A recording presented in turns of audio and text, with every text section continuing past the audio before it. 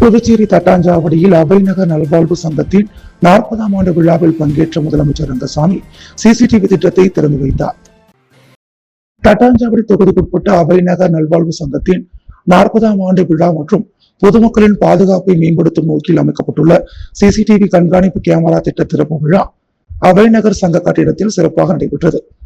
இந்நிகழ்ச்சியில் புதுச்சேரி முதலமைச்சர் ரங்கசாமி சிறப்பு அழைப்பாளராக கலந்து கொண்டு விழாவை தொடங்கி வைத்து சிறப்புரையாற்றினார். அப்போது சமூக நலன் மற்றும் பொதுமக்களின் பாதுகாப்பில் நல்வாழ்வு சங்கங்கள் முக்கிய பங்காற்றி வருவதாகவும் மக்களின் ஒத்துழைப்புடன் செயல்படுத்தப்படும் இத்தகைய திட்டங்கள் சமூக முன்னேற்றத்திற்கு பெரிதும் உதவும் என்றும் அவர் தெரிவித்தார். விழாவையொட்டி நல்வாழ்வு சங்கம் சார்பில் மாணவர்கள் மற்றும் பொதுமக்களுக்காக பல்வேறு போட்டிகள் நடத்தப்பட்டிருந்தன.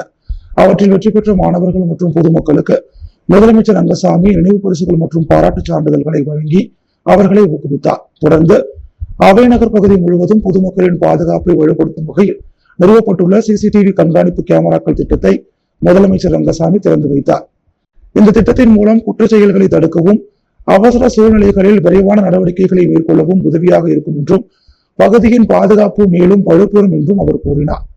இந்த நிகழ்ச்சியில் முன்னாள் சட்டமன்ற உறுப்பினரும் என்ஆர் காங்கிரஸ் நிர்வாகியுமான அசோக் ஆனந்தன், மனடெக் நிறுவனத்தின் நிர்வாக இயக்குனர் கலைச்செல்வன் மன்னநாதன், அவைநகர் நலவாழ்வு சங்க தலைவர் சேஷாத்ரி, செயலாளர் ஜெரால்ட் மோரிஸ், துணை செயலாளர் சிவபிரகாசம், துணைத் தலைவர் குமரேசன் உள்ளிட்ட சங்க நிர்வாகிகள் கலந்து கொண்டனர்.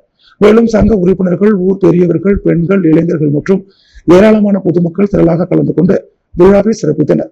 நிகழ்ச்சியின் நிறைவில் சமூக நலன் மற்றும் பாதுகாப்பை மையமாக கொண்ட இத்தகைய முயற்சிகள் தொடர்ந்து முன்னெடுக்கப்படும் என சங்க நிர்வாகிகள் தெரிவித்தனர்.